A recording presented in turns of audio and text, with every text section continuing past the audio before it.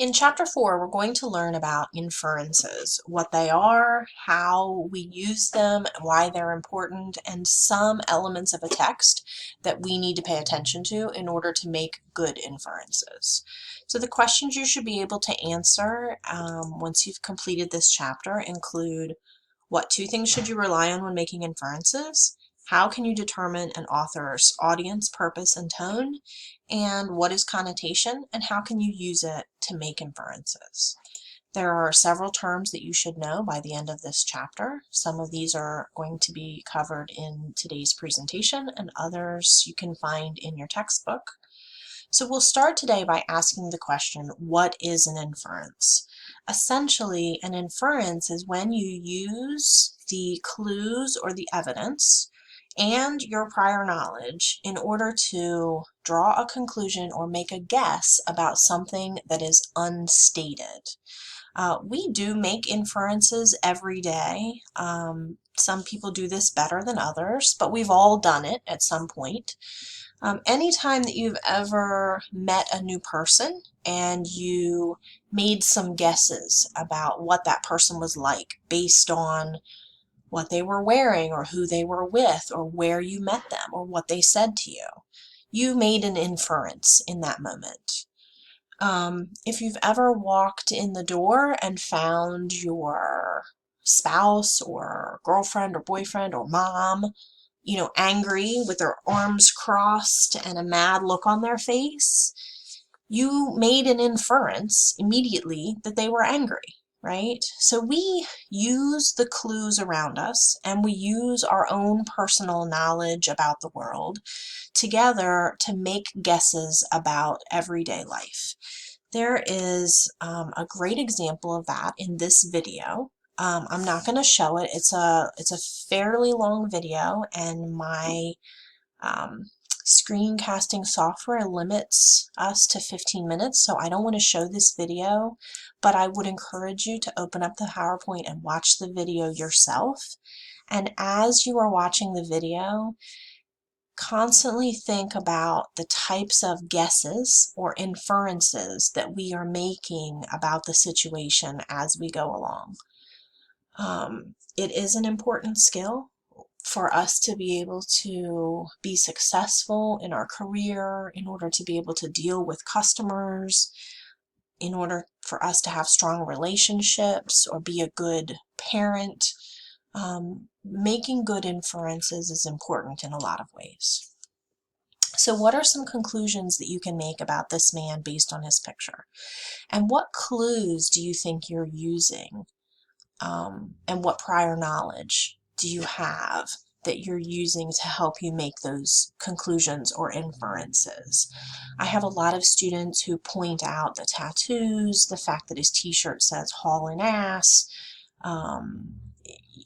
They say various things from, he might be a truck driver or a biker to a criminal or a thug sometimes. Students make all kinds of guesses about this man in this picture based on the clues and based on their own prior knowledge. And then I ask them, but what do you think about this man?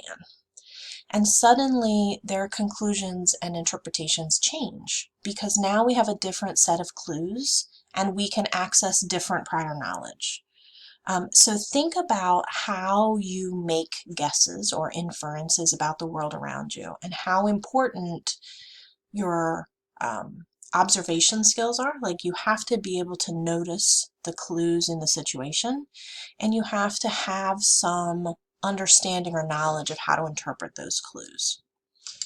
So a lot of jokes and humor relies on implied meaning. Implied meaning is what the author gives you, right? They are not stating their meaning, they are implying their meaning. And it's your job as the audience to infer. So here's just an example. You can ask yourself a few questions about this comic strip. What can you infer about this character? What do you think the author's implied main idea is? And what can you infer about the author from what they've included in this comic? So those are all questions that you can ask about inferences and implied meaning.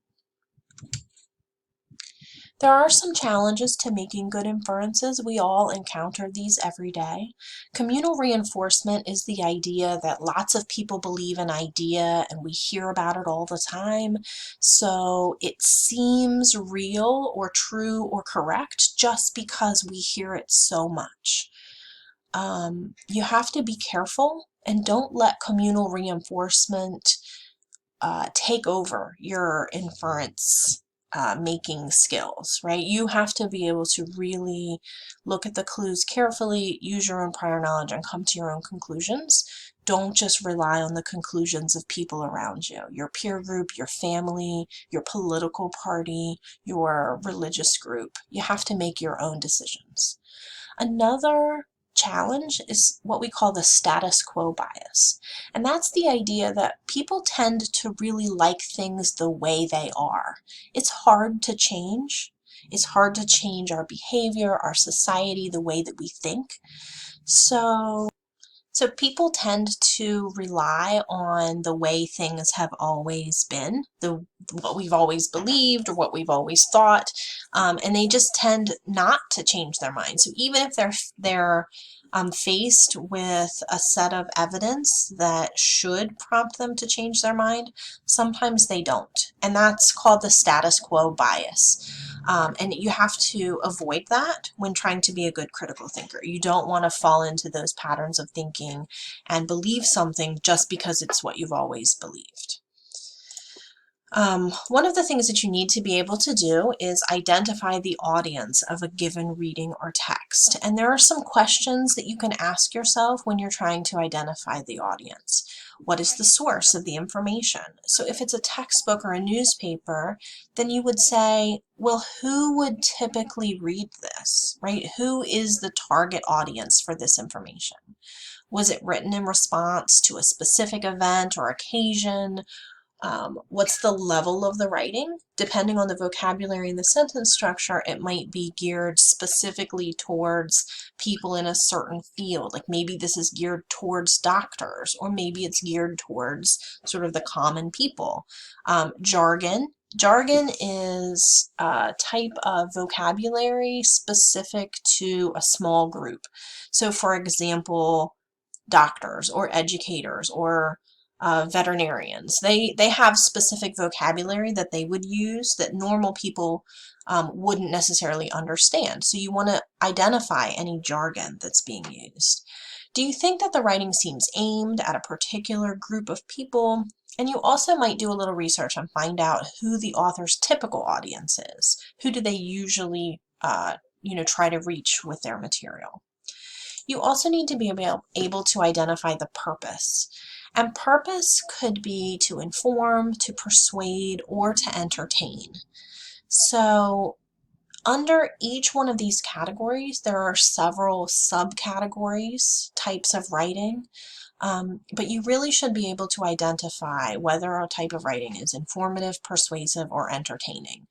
In your final paper for this semester, you will have to be able to tell, actually in several of the papers that you write this semester, you'll have to tell me what's the author's purpose. Different kinds of writing can be found in different publications. So you might say newspapers are intended to inform, but then you would have to also consider that many newspapers are also intended to be persuasive, right? So sometimes a type of writing can have more than one purpose, and in that case you would need to be able to identify the primary purpose. So for example, a commercial on television, obviously its primary purpose is to persuade you, but it might also have the secondary purpose of trying to entertain you, because of course a funny commercial is one that you'll remember. So there are various different purposes for writing, and you should be able to identify those. Author's tone is the attitude that the author brings to the topic, and there are several questions that you can ask about a reading in order to determine the tone.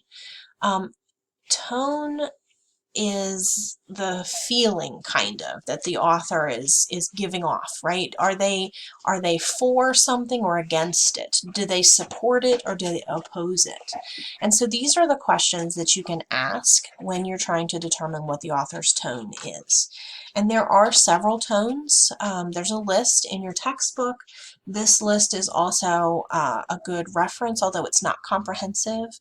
But you should definitely be able to identify whether the author is being argumentative or sarcastic or sentimental or concerned or angry or playful, right? You should definitely be able to identify those. Connotation has to do with the specific words that the author uses. And this is how you're going to determine tone. Really, you're going to look at the connotation of the words that the author has used. So connotation can be either positive or negative, and typically we rely on society to tell us whether a word is positive or negative, but sometimes we can have personal connotations. So think about how certain words have a certain feeling, right? These are examples of very positive words and very negative words. In your last paper of the semester, you will have to be able to identify some positive and negatively connotated words in the text. So pay a little bit of attention to this passage and try to understand why the words in the left box are positive and the words on the right box are negative. Hopefully you will be able to do that. I will say that for English language learners, connotation can be tough. It takes a lot of extra thought and study to understand which words are positive and negative. It doesn't necessarily come as naturally. So here is an example. I'm not going to talk through this, but you can pause the video at this point if you want and read these two passages and try to identify which passage is positive and which passage is negative and what words within each passage are connotative and lead you to understanding the author's tone. And then finally, here's another example. Right? If we look at this quote in the box on the right-hand side, I would ask you, do you think that the author approves or disapproves of this situation? And what one connotative word is a clue that helps you determine that? How could you change that one word in order to make this a neutral statement or a positive statement? And so I'm going to let you think about it for a second. You might want to pause it here if you need the time to think. But the word in this particular example is crawling. The nation's capital is crawling with lawyers, lobbyists, registered foreign agents, and others. And so that word crawling has a very negative connotation. When you think of the word crawling, typically students think of insects, bugs. Like, it's just a very negative word. We don't love that word. So that is a clue that the author disapproves of this situation. If he wanted to be more neutral or more positive, he could have said the nation's capital is full of lawyers, lobbyists, and registered foreign agents. Or the nation's capital is alive with lawyers, lobbyists, and registered foreign agents. Either one of those words would have changed the author's overall tone and how we are inferring that the author feels about the situation. The final piece of this chapter on inference is identifying assumptions and implications.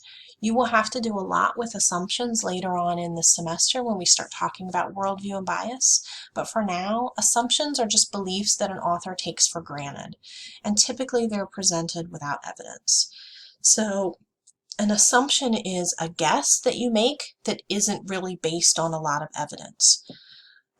There can be warranted assumptions that are based on evidence, but an assumption is a little bit more of a leap of faith than an inference is.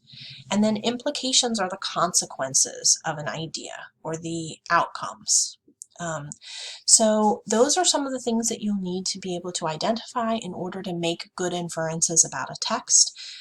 Be sure to reference your textbook if you have more questions, or you can reach out to me if something was unclear.